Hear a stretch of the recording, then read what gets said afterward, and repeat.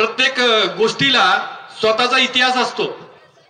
मग ती गोष्ट सजीव असो वा निर्जीव असो, ती गोष्ट एखादा देश असो वा राज्य असो, एखादं गाव असो, इथं असणारा धर्म असो अथवा इथं असणारी एखादी जमात असो, व्यक्ती असो वा इथं असणारा प्रत्येक समाज असो, त्या प्रत्येक समाजाला, प्रत्येक घटकाला स्वतःचा इतिहास असतो. आणि तोच इतिहास तुमची ओळख, तुमचं स्थान, तुमची प्रतिष्ठा आणि एवढंच काय, या समाजात तुमची लायकी काय आहे ते सिद्ध करणारा तुमचा इतिहास असतो. त्यामुळे तुमचं स्थान काय आहे आणि तुमची ओळख काय आहे, आपली पात्रता काय आहे, हे माहीत होण्यासाठी सर्वात प्रथम तुम्हाला तुमचा इतिहास माहीत करून घ्यावा लागेल. पण या देशामध्ये आदिवासींचा खरा इतिहास कधी लिहिलाच गेला नाही. लिहायचं सोडा हो, परंतु तो इतिहास आदिवासींना कळू सुद्धा दिला नाही. कारण तो जर इतिहास आदिवासींना माहीत झाला असता तर या देशाचे खरे स्वातंत्र्यवीर कोण आणि खरे माफीवीर कोण हे अख्ख्या जगाला कळलं असतं. पण ज्यांच्या हातामध्ये लेखणी होती त्यांनी मात्र तो इतिहास लिहिला नाही. कारण तो लिहिला असता तर अख्ख्या जगामध्ये हे उघडे पडले असते आणि स्वतःला मोठेपणा सिद्ध करणारा यांचा इतिहास खोटा ठरला असता. या जगाचा, या देशाचा, या जमिनीचा मूळ मालक आदिवासी आहे आणि त्याच आदिवासीला या जगात कोणाला नाही एवढा देदीप्यमान आणि गौरवशाली इतिहास आहे. पण ज्यांच्या हातात लेखणी होती त्यांनी या धर्माच्या इतिहासामध्ये सुद्धा आदिवासींची ओळख असुर, राक्षस, दैत्य अशी करून ठेवली. एवढेच नव्हे, हे करत असताना त्यांना आदिवासी चालत नाही परंतु दुसरे चालतात.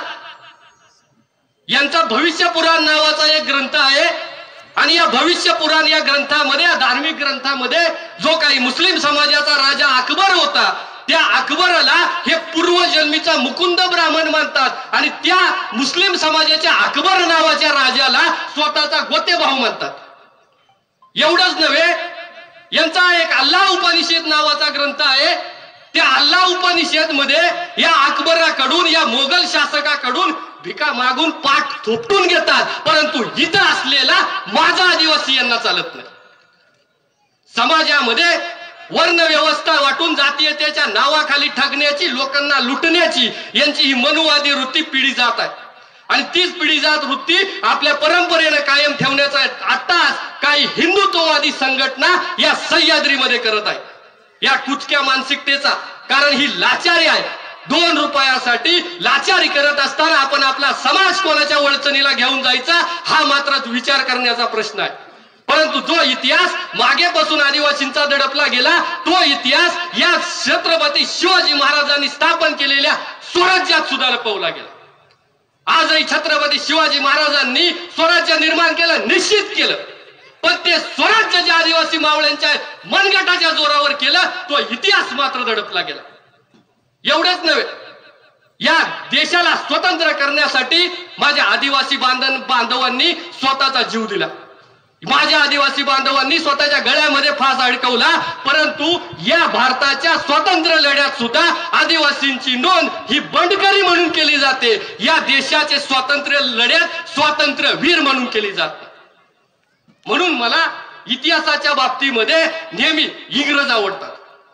कारण या इंग्रजांनी आदिवासींचा खरा इतिहास लिहून ठेवला. जर इंग्रज भारतामध्ये आले नसते तर आज सुद्धा माझ्या आदिवासी बांधवाला स्वतःचा इतिहास कधीच कळला नसता आणि आम्ही या देशाचे मूळ मालक आहोत असंही कधी म्हणू शकलो नव्हतो. म्हणून मी इंग्रजांचे आभार मानतो. कारण या स्वतंत्र भारताचा इतिहास सांगतो की 1857 मंगल पांडेने पहिली गोळी झाडून सशस्त्र ब्रँडाची सुरुवात केली. पण त्याच इंग्रजांचा इतिहास सांगतो साहेब, 1773 भागलपूरचा कलेक्टर ऑगस्टस क्लिवलँडच्या छाताडातून तीर आरपार घुसून 1773 तिलका मांझीने या बंडाची सुरुवात केली. साहेब, या भारताचा इतिहास सांगतो इंग्रजांविरुद्ध पहिलं बंड हा इतरांनी केलं. पण याच इंग्रजांचा इतिहास सांगतो ज्या दिवशी इंग्रजांनी या भारतामध्ये पाऊल ठेवलं त्या दिवशी आमच्या जंगल आणि जमिनीतून चालते व्हा म्हणून ठणकावून सांगणारा इथला पहिला व्यक्ती आदिवासी होता. इथली पहिली जमात आदिवासी होती. एवढंच नव्हे साहेब, याच भारताचा इतिहास सांगतो महात्मा गांधीजींनी 1930 असहकार नावाचा विचार भारतामध्ये आणला. पण साहेब इंग्रजांचा इतिहास असं सांगतो 1930च्या आधी 35 वर्ष आधी या झारखंडमध्ये माझ्या बिरसा मुंडांनी पहिली असहकाराची चळवळ खरी करून दाखवली, म्हणून असहकाराचे जनक बिरसा मुंडाच. या भारताचा इतिहास सांगतो अंदमानच्या तुरुंगामध्ये ठेवलेल्या मोस्ट डेंजरस लोकांचा इतिहास सांगतो भारताचा इतिहास. पण इंग्रजांचा इतिहास सांगतो की ज्या वेळेला या भारतामध्ये 1 रुपयात अख्ख्या घरादाराचं रेशनिंग येत होतं त्यावेळेला माझ्या राघोजी भांगरेंवर 5000चं बक्षीस ठेवण्यात आलं. मग या देशात मोस्ट डेंजरस कोण होते? याच इंग्रजांचा इतिहास सांगतो. या जगात असणाऱ्या 192 देशांपैकी अनेक देशांवर या इंग्रजांचं राज्य होतं. पण या इंग्रजांचं राज्य असताना त्यांना अख्ख्या 192 देशांमध्ये एक व्यक्ती सापडला नाही की त्याची तुलना ते त्यांच्या स्वतःच्या राजासोबत करतील. तो व्यक्ती सापडायला त्यांना या सह्याद्रीत यावं लागलं, त्या सह्याद्रीतून जांभोरीत यावं लागलं आणि तिथं तो व्यक्ती सापडला ज्याची तुलना ते स्वतःच्या राजाबरोबर करतात. तो म्हणजे लायन हार्टेड होनाजी केंगले, ज्याने आपल्या कार्यानं नव्हे तर या जगात आदिवासींची ओळख करून आपल्या आदिवासींची लायकी सिद्ध केली.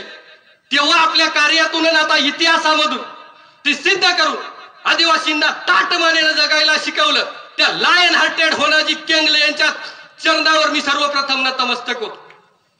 त्याचबरोबर या विचार मंचावर उपस्थित असणाऱ्या सर्व मान्यवरांना आणि होण्या केंगलेंचा वारसा पुढे चालू ठेवणाऱ्या माझ्या जांभोरी गावच्या स्वाभिमानी ग्रामस्थांना, स्वाभिमानी ग्रामस्थ एवढ्यासाठी आज एवढा मोठा स्टेज आहे, एवढा मोठा मंडप आहे, सगळ्या लोकांना जेवणाची व्यवस्था आहे. पण साहेब जांभोरीतल्या प्रत्येक व्यक्तीनं, प्रत्येक नोकरदारानं, प्रत्येक घरातनं स्वतःच्या घरातून तांदूळ आणला, पैसा आणला आणि स्वाभिमानाची लढाई इथं उभी केली. हा स्वाभिमानाचा कार्यक्रम आहे. आणि म्हणून ही स्वाभिमानाची लढाई जी होण्या केंगलेनं सुरू केली तीच लढाई कायम ठेवणाऱ्या माझ्या जांभोरी ग्रामस्थांना माझा मानाचा जय आदिवासी. माझ्या वक्तृत्वाला सुरुवात करण्यापूर्वी काही व्यक्तींबाबत माहिती सांगणे हे मी माझं कर्तव्य समजतो. गेल्या काही 2-4 महिन्यांपूर्वी बिरसा ब्रिगेडच्या माध्यमातून जुन्नर या ठिकाणी महादेव कोळी चौथरा अभिवादन कार्यक्रम झाला आणि या कार्यक्रमामध्ये बिरसा ब्रिगेडने सर्व आदिवासी आमदारांना विनंती केलेली होती की तुम्ही सर्वजण या बोगसांच्या लढाई विरोधात एकत्र या. आणि या सर्व आमदारांनी या समाजाचा शब्द पाळला. आदरणीय झिरवाळ साहेब असतील, भुसारा साहेब असतील, लामटे साहेब असतील, त्यानंतर आमशादादा पाडवी साहेब असतील, तुम्ही पक्षनिष्ठे आधी समाजनिष्ठा महत्वाची आहे हे अख्ख्या महाराष्ट्राला दाखवून दिलं. म्हणून तुमचा सगळ्यांचा माझ्या समाजाला ऊर भरून अभिमान. आदिवासींच्या आरक्षणावरती टपून बसलेल्या आणि त्यांचं संरक्षण करणाऱ्या या सरकारला संविधानाची भाषा शिकून, कायद्याची भाषा शिकून त्यांची बोलती ज्यांनी हिवाळी अधिवेशनामध्ये बंद केली ते माझे प्रेरणास्थान आदरणीय सुनील भुसारा साहेब यांना समाजाच्या वतीनं मी धन्यवाद देतो. कारण पहिल्यांदा विधान भवनामध्ये पहिल्यांदा आदिवासींच्या प्रश्नावरती संविधानिक मार्गाने आणि न्यायाची बाजू काय आहे ती सर्वांना सांगून त्यांनी बोलती बंद केली. इथून पुढे आमच्या ताटातलं खरकट खायची ज्याला इच्छा होईल त्याने माझ्या भुसारा साहेबाचं भाषण ऐकायचं आणि स्वतःची लायकी तपासून पाहिजे. दरवर्षी या जांभोरी गावामध्ये साहेब लायन हार्टेड होनाजी केंगले यांच्या जयंतीचा कार्यक्रम होतो. मात्र या वर्षी या जयंतीच्या कार्यक्रमाचं स्वरूप वाढवून ते मोठं करण्यात आलं. त्याच्या मागे एवढाच हेतू होता की या जांभोरी गावामध्ये लायन हार्टेड होनाजी केंगले यांचं भव्य स्मारक व्हावं आणि ही माझ्या संपूर्ण आदिवासी समाजाची इच्छा आहे. आणि हीच इच्छा ज्या लायन हार्टेड होण्या केंगले प्रतिष्ठानच्या माध्यमातून आम्ही पुढे घेऊन जात आहोत आणि ज्याची पूर्णपणे धुराजांच्या कांद्यावर आहे का जे प्रत्येक वेळेला या स्मारकासाठी उभे राहिले त्या आदरणीय दिलीप वळसे पाटील साहेबांचा मी समाजाच्या वतीनं त्यांना धन्यवाद देतो. मागाशी मी इंग्रजांचं तोंड भरून कौतुक केलं, परंतु किती झालं तरी इंग्रज बाहेरचे होते. मग या स्वतंत्र भारतामध्ये आम्ही इंग्रजांना सोडून सामील झालो कारण आदिवासींना वाटत होतं का ते किती केले तरी परकीय आहेत आणि हे किती केले तरी स्वकीय आहेत. त्यामुळे परकीयांच्या राज्यात आदिवासींवर जे अन्याय झाले ते स्वकीयांच्या राज्यात या स्वतंत्र भारतात होणार नाहीत. म्हणून आदिवासी या तिरंगा झेंड्याखाली एकत्र आला. परंतु इथं सुद्धा आदिवासींच्या पोटी, आदिवासींच्या हातात फक्त निराशाच पडली. कारण स्वातंत्र्यापूर्वी माझा आदिवासी स्थलांतरिताचं जिन जगत होता. आजही MIDC, धरण, फॉरेस्ट याच्या नावाखाली आदिवासी स्थलांतरिताचं जिन जगतच आहे. साधारण इंग्रज काळामध्ये आदिवासींना योग्य औषध उपचार मिळत नाहीत म्हणून आदिवासी मरत होते. आजही आदिवासी मरतोच आहे. 75 वर्षापूर्वी आदिवासीला प्यायला पाणी नाही म्हणून आदिवासी मरत होता. आजही पाणी पाणी करून आदिवासी मरतोच आहे. पारतंत्र्यात असताना कड्या कपारीला डोंगर कोसळून त्या खाली आदिवासी दडपला जात होता. माळीण असेल, इरसाळवाडी असेल, इथंही त्या दरडी खाली दडपून मरणारा आदिवासीचा. स्वातंत्र्यापूर्वी आम्हाला पोटभर अन्न मिळत नाही म्हणून आम्ही मरत होतो. आजही कुपोषणाने मरणारी सर्वाधिक संख्या आदिवासींचीच आहे. अरे इंग्रज राजवटीमध्ये वैद्यकीय सुविधा मिळत नाही म्हणून माझ्या आया बहिणी डिलिव्हरीमध्ये मरत होत्या. आजही माता मृत्यूचं प्रमाण सर्वाधिक महाराष्ट्रामध्ये आदिवासींचा. पूर्वीच्या काळी माझ्या आईला 12 पोरं व्हायची, त्यातली 10 मरायची, 2च जगायची. कारण सर्वाधिक बाल मृत्यू तेव्हा व्हायचा. आजही कुपोषणानं मरणाऱ्यांची संख्या आदिवासींचीच जास्त. कालही आमची विक्री होत होती. आजही या सह्याद्रीमध्ये 5000 आदिवासींची विक्री होती. कालही आमच्या डोळ्या देखत माझ्या आई बहिणी बलात्कार होत होते आणि आजही मणिपूरला आमच्या डोळ्या देखत आमच्यावर बलात्कार होतच आहे. हे मिळालं आम्हाला स्वतंत्र भारतात सामील होऊन. यासाठी आम्ही स्वतंत्र भारताच्या तिरंग्याखाली एकत्र आलो होतो का? पण हे कळायला आम्हाला शिक्षण लागतं. शिक्षण असेल तर आम्हाला कळेल आमच्यावर काय अन्याय अत्याचार होतात. परंतु ते शिक्षण मात्र आम्हाला कधीही स्वातंत्र्याच्या आधी मिळालं नाही आणि स्वातंत्र्यानंतर सुद्धा नाही. जो दलित समाज आहे त्या दलित समाजाला स्वातंत्र्याच्या आधीच माझ्या बाबासाहेब आंबेडकरांनी शिक्षणाची दारं उभी करून दिली आणि भारत स्वतंत्र झाला आणि 1960 ला माझा दलित बांधव क्लास 1च्या पोस्टवर होता. कारण त्याला स्वातंत्र्य आधी शिक्षण मिळालं. पण आदिवासींना मात्र स्वातंत्र्य झाल्यानंतर 30 ते 40 वर्ष या शिक्षणाची वाट पाहावी लागली. कारण या देशाला स्वातंत्र्य झाल्यानंतर अत्यंत महत्वाचे प्रश्न सोडवायचे होते. अत्यंत महत्वाचे, जे आदिवासींच्या शिक्षणापेक्षा महत्वाचे नव्हते. आम्हाला मोठमोठे कारखाने उभारायचे होते आदिवासींच्या जमिनीवर. आम्हाला मोठमोठे विमानतळ उभी करायची होती आदिवासींच्या जमिनीवर. आम्हाला मोठमोठे रस्ते रेल्वे मार्ग टाकायचे होते आदिवासींच्या जमिनीवर. आम्हाला फॉरेस्टच्या नावाखाली जमीन ताब्यात आणायची होती आदिवासींची. एवढंच नव्हे, आम्हाला धरणं बांधायची होती आदिवासींच्या जमिनीवर. आणि मग जर तुम्हाला स्वातंत्र्य मिळाल्यानंतर लगेच शिक्षण दिलं असतं तर तुम्ही तुमच्या जमिनी त्यांना दिल्या असत्या नसत्याच. आणि म्हणून स्वातंत्र्यानंतर आदिवासींच्या आयुष्यात शिक्षणाची पाठ व्हायला 30 ते 40 वर्ष लागली. साहेब 80-90च्या दशकामध्ये आश्रमशाळा आल्या आणि मग माझा आदिवासी शिकायला लागला. हे मिळालं आम्हाला स्वातंत्र्यानंतर. म्हणजे ज्या वेळेला या भारतातला व्यक्ती चंद्रावर जायची स्वप्न पाहत होता तेव्हा माझा आदिवासी 12 खडी आणि आई करत होता. पण तेव्हा स्थापन झालेल्या आश्रमशाळांची संख्या आजपर्यंत शासनाने वाढवली नाही. जी संख्या तेव्हा होती तेवढी संख्या आजही कायम आहे. आश्रमशाळांच्या इमारती दर्जेदार होण्यासाठी इथलं शासन धोरण असतं, पण आदिवासींची डोकी नांगरायचं हे धोरण मात्र आखत नाही. याच्यावरून आपल्या लक्षात येईल या शासनाला आदिवासी खरंच शिक्षित करायचा आहे. आज तळेघरला 11वी 12वीची आणि पोखरी डेण्याला 13वी 14वी 15वीची सुविधा झाली आणि माझा भीमाशंकर खोऱ्यातला आदिवासी पोरगा इथं घरी राहून काम करून शिकायला लागला. पण साहेब औफे खोऱ्यामध्ये आजही 11वी 12वीची सुविधा नाही.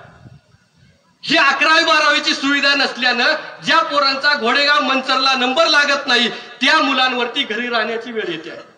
एवढंच नव्हे साहेब, माझ्या बहिणींना मात्र घरातच धुनी भांडी करावी लागत आहेत. आणि म्हणून आमची विनंती आहे तुमच्याकडे बिरसा ब्रिगेडच्या माध्यमातून का औफ्याला याच वर्षी जून पर्यंत 11वी 12वीचे वर्ग सुरू झाले पाहिजेत, तेव्हाच माझा पोरगा शिकेल. पण साहेब इथंही परत घोटाळा.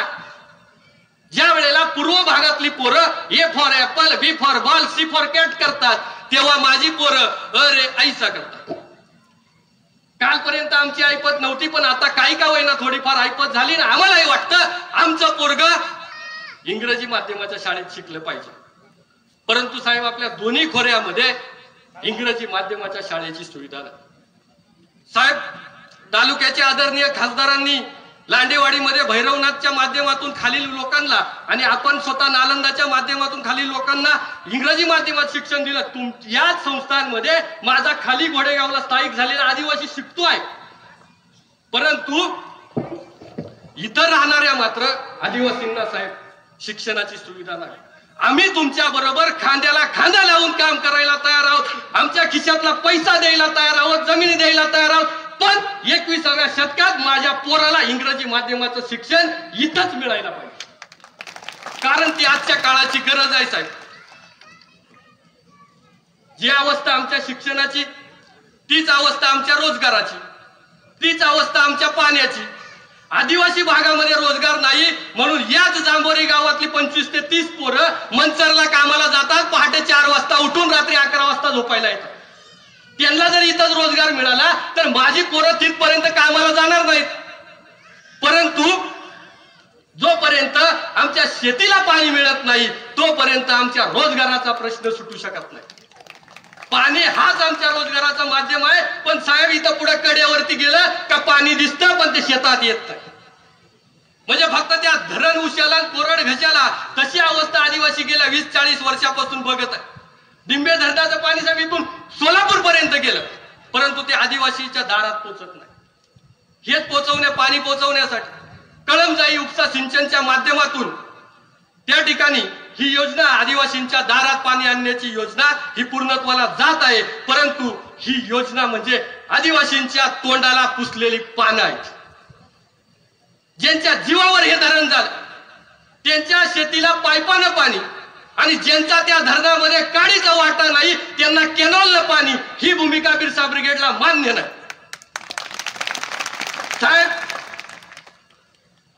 आम्हाला पाणी मिळालंच पाहिजे. कळमजाई उपसा सिंचनला आमचा विरोध नाही, परंतु आदिवासींच्या शेतात पाणी पाटानच फिरायला पाहिजे, भले अजून 2 वर्ष लागतील. डिंबे धरणामध्ये माझ्या आदिवासींनी काय त्याग केला तो शब्दात मांडणं अशक्य आहे. या धरणामध्ये 95% जमिनी आदिवासींच्या गेल्या. पोटच्या पोरापेक्षा माझ्या आदिवाशाला जमीन महत्वाची आहे. पण साहेब डिंबे धरण एकमेव असेल का ते बांधताना माझ्या एका सुद्धा आदिवासीने साधं मोर्चा सुद्धा काढला नाही.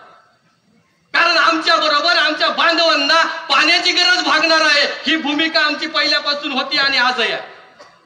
परंतु ज्यानं त्या धरणातून स्वतःची घरदारं मोडली, ज्यानं स्वतःचा संसार सोडला, ज्यानं उपरेपणा सहन केला, त्या लोकांना, पुनर्वसन केलेल्या लोकांना आजही सोयी सुविधांसाठी आंदोलन करावं लागत आहे. ही नक्कीच शोकांतिकेची बाब आहे.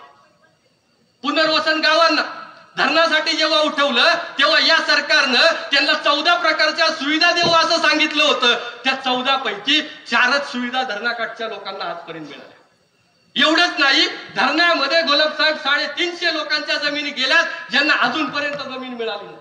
कारण काही असतील गोलपसाहेब, पण जर शासनाला माझ्या 350 लोकांना जमिनी देता येत नसतील तर धरणातल्या माझ्या समाजाच्या जमिनी परत देऊन टाक.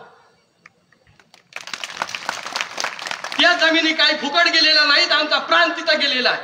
त्यामुळे त्या 350 लोकांवरती आपल्याला काम करावंच लागेल आणि त्यांना त्यांच्या हक्काची जमीन आपल्याला आणून द्यावीच लागेल. पण धरणाच्या पाण्याचा विषय काढला की बोलणाऱ्याच्या बाबत लगेच आमच्या आदरणीय नामदार साहेबांचे कान भरायची कामं केली जातात. जो बोलतो आहे त्याचा अर्धवट बोलणं ऐकलं जातं आणि लगेच नामदार साहेबांना सांगितलं जातं. नुकत्याच झालेल्या जुन्नरच्या कार्यक्रमामध्ये साहेब मी धरणाचं पाणी आदिवासींना मिळत नाही असा मुद्दा मांडला होता आणि तो मांडत असताना साहेब मी सांगितलं होतं 30-40 वर्ष निवडून आलेले एक आमदार दर पंचवार्षिकला लोकांना शब्द द्यायचे की मी पुढच्या पंचवार्षिकला तुमच्या शेतामध्ये पाणी आणेल आणि हीच गोष्ट आमच्या नामदार साहेबांवर कान भरणाऱ्यांनी टाकून दिली. पण ते एवढे हलक्या कानाचे आहेत की त्यांना माझी विनंती आहे, माझं भाषण आजही इथं लावा. मी म्हणलं होतं की या पश्चिम महाराष्ट्रामध्ये राहणारे आमदार पुणे जिल्ह्यामध्ये राहणारे आमदार नव्हे, आणि पश्चिम महाराष्ट्रामध्ये पुणे, सातारा, सांगली, कोल्हापूर जिल्हे येतात हे कदाचित ह्या कान भरणाऱ्यांना माहित नसतं. पावसाळ्यात आमच्या समोर आमच्या धरणाचं पावसाचं पाणी धोधो पडतं, कोसळतं आणि आमच्या समोर या मोठमोठ्या नाल्यांतून धरणाला जाऊन मिळतं, आणि त्याच धरणाच्या गेलेल्या पाण्यावरती ऊस पिकून लोक लखपती झाली. परंतु आदिवासींसाठीच्या पिण्याच्या पाण्याचा प्रश्न सुद्धा अजून सुटला नाही. ज्या आदिवासी भागामध्ये धोधो पाऊस पडतो त्याच आदिवासी भागामध्ये आपल्याला टँकरनं पाणी टाकावं लागत आहे. हे कुठंतरी थांबणं गरजेचं आहे. जिथे पाणी जास्त पडते ते पाणी थांबून आपल्याला आपल्या लोकांची तहानी भागवावी लागेल. आज स्वातंत्र्य होऊन 75 वर्ष झाली, पण जर आदिवासींच्या डोक्यावरचा हंडा उतरत नसेल, आजही त्या माझ्या बहिणींना, माझ्या आयांना डोक्यावरती पाणी आणावं लागत असेल तर ही शोकांतिका. आजही साहेब औफे खोऱ्यामध्ये आपण गेलात तर औफे खोऱ्यामध्ये असणाऱ्या कित्येक गावांना आजही पाईपानं पाणी येत नाही, त्यांना डोक्यावर पाणी आणावं लागतं, आणि हे आपल्याला सगळ्यांना मिळून साहेब थांबवावं लागतं. हे आज थांबणे गरजेचं आहे. आदरणीय शरद पवार साहेब मुख्यमंत्री असताना पवार साहेबांनी महाराष्ट्रामध्ये अनेक विद्यापीठांच्या नामांतरणाची चळवळ उभी केली. अनेक त्यानंतर विद्यापीठ असतील, रस्ते असतील, यांची नावं बदलण्यात आली. का बदलण्यात आली? तर त्यानंतर जी लोक शिकली त्या शिकलेल्या लोकांनी इतिहास वाचला, आणि इतिहासामध्ये त्यांना अनेक क्रांतिकारकांचा इतिहास दिसला, आणि तो इतिहास दिसला म्हणून त्या क्रांतिकारकांना त्यांच्या मानाचं स्थान मिळायला पाहिजे, या भूमिकेतून ही नामांतरणाची चळवळ आज तागायत सुरू आहे. 2004 मध्ये पुणे विद्यापीठाचं नाव बदलून त्यांना सावित्रीबाई फुले विद्यापीठाचं नाव दिलं. का दिलं? सावित्रीबाई फुलेंच्या कामाचा आदर करायचा म्हणून दिलं. 16 वर्षाच्या संघर्षानंतर 1978 ला मराठवाडा विद्यापीठाचं नाव बदलून डॉक्टर बाबासाहेब आंबेडकरांचं नाव देण्यात आलं. का दिलं? बाबासाहेबांचा सन्मान होता. 2005 ला नागपूर विद्यापीठाचं नाव बदलून तुकडोजी महाराजांचं नाव देण्यात आलं. काल परवा औरंगाबादचं नाव बदलून छत्रपती संभाजीनगर करण्यात आलं. काही दिवसांपूर्वीच झाशी रेल्वे स्टेशनचं नाव बदलून वीरांगना लक्ष्मीबाई केलं. पाताळपाणी रेल्वे स्टेशनचं नाव बदलून तंट्या मामा भील केलं. का केलं? कारण जे क्रांतिकारक या समाजासाठी लढले त्यांचा गौरवशाली इतिहास जपला जावा म्हणून केलं. आणि तीच गोष्ट या आंबेगाव तालुक्यामध्ये व्हावी अशी मागणी बिरसा ब्रिगेड करत आहे. आमच्या कोणत्याही क्रांतिकारकाला, त्याच्या नावाला, त्याच्या पदाला, त्याच्या कामाला अजिबात विरोध नाही. पण धरणासाठी आदिवासी समाजाने स्वतःच्या जमिनी देऊन स्वतःच्या जीवाची वाताहत करून घेतली. एक प्रकारे हे धरण होण्यासाठी माझ्या आदिवासींनी आत्महत्या केली, बलिदान दिलं. मग आज जर सर्वांसमोर होण्या केंगलेंचा इतिहास येत असेल तर माझी अपेक्षा आहे धरणाचं नाव बदलून लायन हार्टेड होण्याची केंगले असं नाव देण्यात यावं. ही माझ्या आदिवासी समाजाच्या सन्मानाची गोष्ट आहे.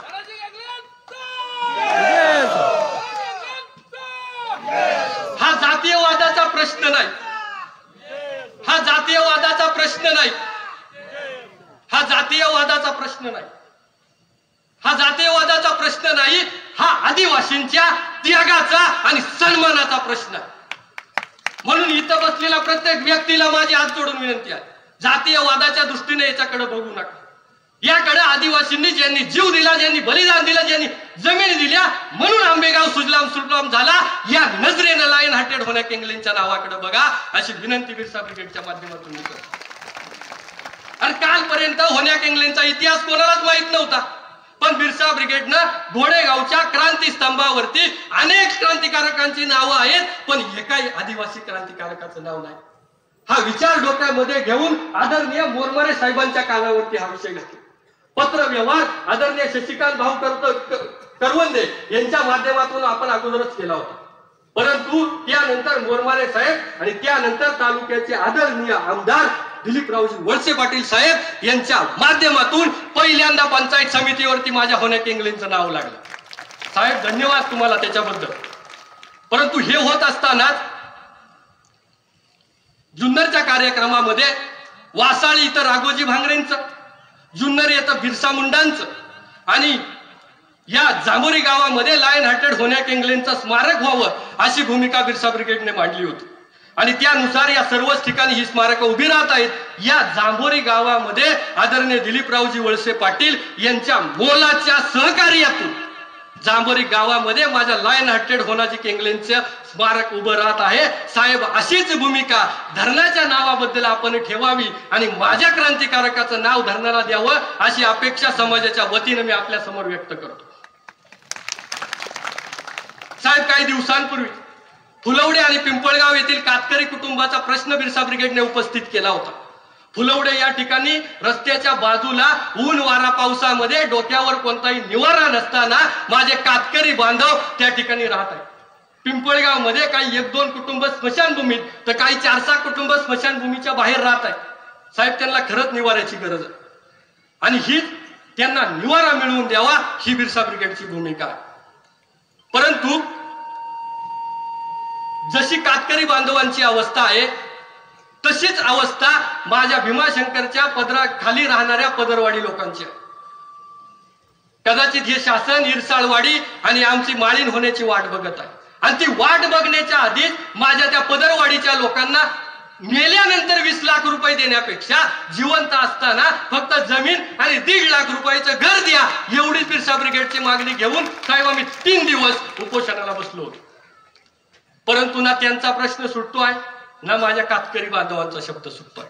त्यामुळे मी याच्या आधीच या तालुक्याचे आदरणीय तहसीलदार यांना पत्र दिलेलं आहे.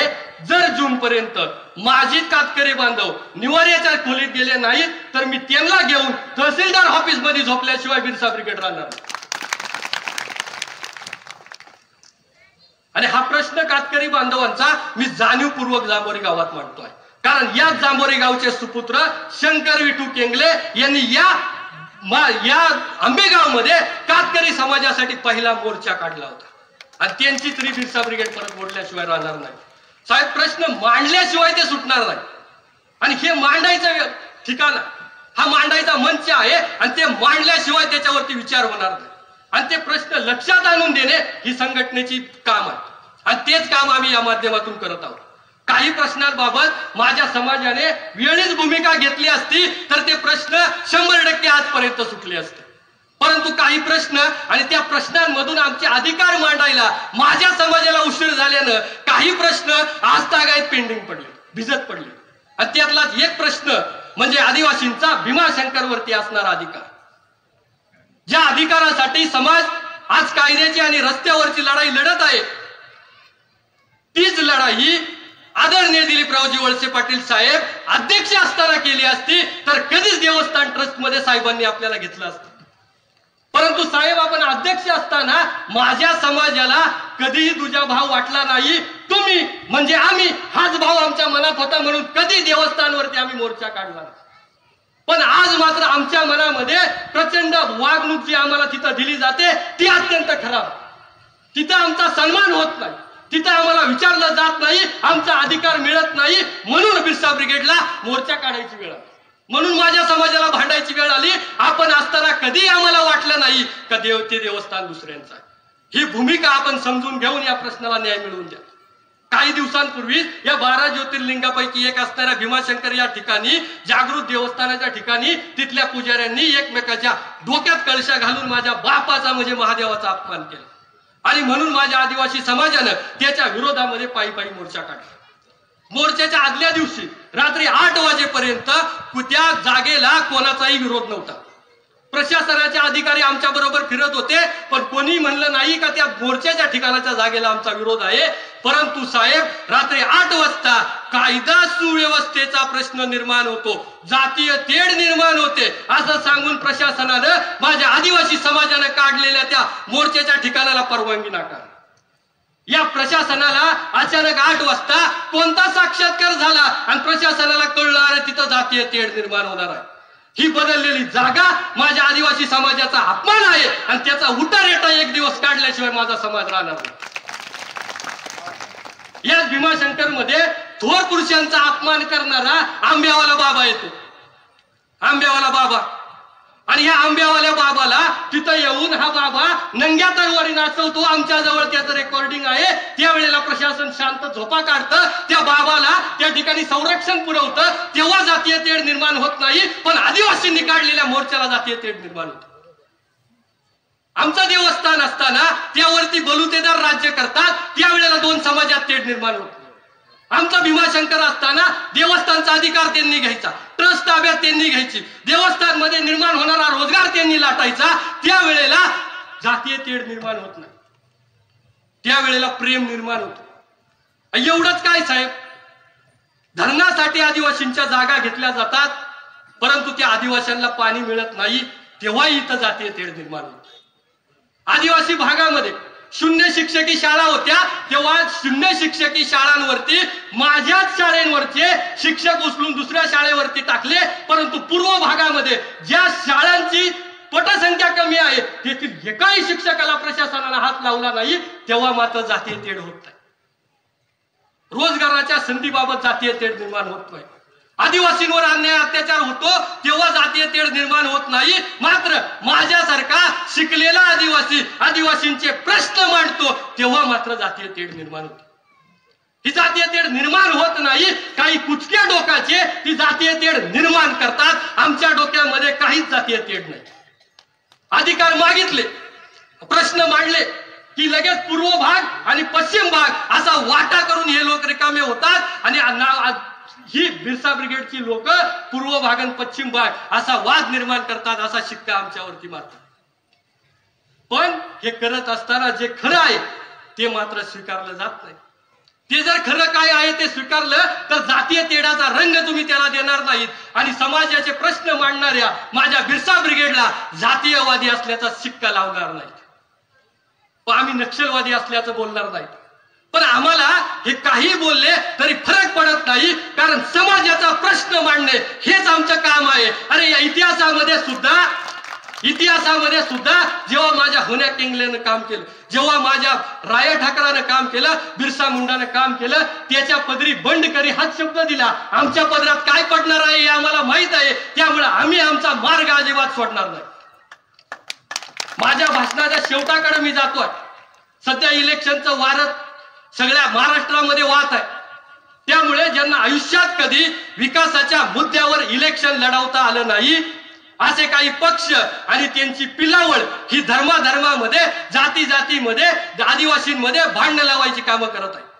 कालपर्यंत ज्यांनी निवडणुकाच मुळात धर्म, जात, देव, हिंदू मुसलमान यांचा झगडा याच्यामध्ये ज्यांनी निवडणुका जिंकल्या, ज्यांनी भांडणं लावली, तीच लोक डिलिस्टिंग नावाचा भोंगळा विचार माझ्या समाजामध्ये पसरवत आहेत. डिलिस्टिंगला विरोध केलाच नसता, परंतु तुम्ही जेव्हा एखादा धर्म डोळ्यासमोर ठेवून माझ्या काही अल्पसंख्याक धर्मांना टार्गेट करता, त्यावेळी तो विचार पसरवणाऱ्या बुद्धीची मला कीव करावी वाटते. आदिवासींना कोणताही धर्म नाही, आदिवासी हा निधर्मी आहे. त्यामुळे आदिवासींना मिळालेलं आरक्षण सुद्धा कोणत्याही धर्माचं नाही, तर ते आमच्या जमातीचं आरक्षण आहे. परंतु तरीही काही चेले चपाटे स्वतःच्या पोटाची खळगी भरण्यासाठी स्वतः लाचारी करत आहेत आणि माझ्या समाजालाही लाचार करत आहेत. ही डिलिस्टिंग करत असताना ही डिलिस्टिंगच्या ऐवजी ज्या अधिसंख्य पदावरती इतर बोगस माझ्या आदिवासी बांधवांच्या नोकऱ्यांवरती डोळा ठेवून बसलेत, त्यांना रिकामं करा तर तुमच्या मी भर चौकात पाया पडेल. पण डिलिस्टिंग साठी तुम्ही सगळे यंत्रणा कामाला लावता, सगळं प्रशासन कामाला लागतं, पण त्याच ऐवजी अधिसंख्य पदांसाठी कोणी काम करत नाही. हेच लोक काही दिवसांपासून माझ्या देशाचा उल्लेख आता हिंदुस्तान असा करतात. हिंदुस्तान, पण त्यांना याचा विसर पडलाय. जेव्हा आम्ही पहिलीला गेलो त्या पहिलीच्या पुस्तकापासून आमचे ननकर साहेब झाले, तोपर्यंत प्रत्येक पुस्तकात ननकर साहेब प्रतिज्ञा आहे आणि तिची पहिली ओळ आहे, भारत माझा देश आहे. हिंदुस्तान कुठून आणला? ज्यांना हा देश हिंदुस्तान करायच्या उकळ्या फुटत आहेत त्यांनी लक्षात ठेवा, ज्यावेळी या देशावरती सम्राट अशोकाचं राज्य होतं आणि गौतम बुद्धांचं असलं तरी सुद्धा गौतम बुद्धांचा सुद्धा भारत होता, हिंदुस्तान नव्हतं. त्यानंतर मुघलांनी भारतावरती राज्य केलं, पण मुघलांच्या काळात सुद्धा तो भारतच होता, तो हिंदुस्तान झाला. फ्रेंच, पोर्तुगीज आणि इंग्रज आले, त्यांनी सुद्धा माझ्या भारताला इंग्लंड केलं नाही. त्यांच्या काळात सुद्धा हा देश भारतच होता. पारतंत्र्यातून बाहेर पडल्यानंतर बाबासाहेबांना माहित होतं यांच्या पोटामध्ये काय काळबेरा आहे, म्हणून बाबासाहेबांनी राज्यघटनेच्या कलम 1 मध्ये सुद्धा या देशाचं नाव हिंदुस्थान ठेवलं नाही, भारत ठेवलेलं आहे. त्यामुळे तुमच्या कित्येक पिढ्या गेल्या तरी हा देश भारत राहील. आणि जोपर्यंत तो भारत राहील आणि जोपर्यंत या देशामध्ये माझा शेवटचा आदिवासी शिल्लक असेल तोपर्यंत हा देश आदिवासींचा होता आणि आदिवासींचाच राहणार. आज या ठिकाणी जे काही बोललो, हे बोलण्याची ताकद ज्यांनी माझ्या मनगटामध्ये उभी केली, ज्यांनी राघोजी भांगरेंचा डीएनए आणि आदिवासींचा आमचा डीएनए एक आहे ही जाणीव ज्यांनी माझ्या मनामध्ये निर्माण केली, त्या आदिवासी विचार मंचाच्या प्रत्येक कार्यकर्त्याला धन्यवाद देऊन या ठिकाणी थांबतो. जय आदिवासी.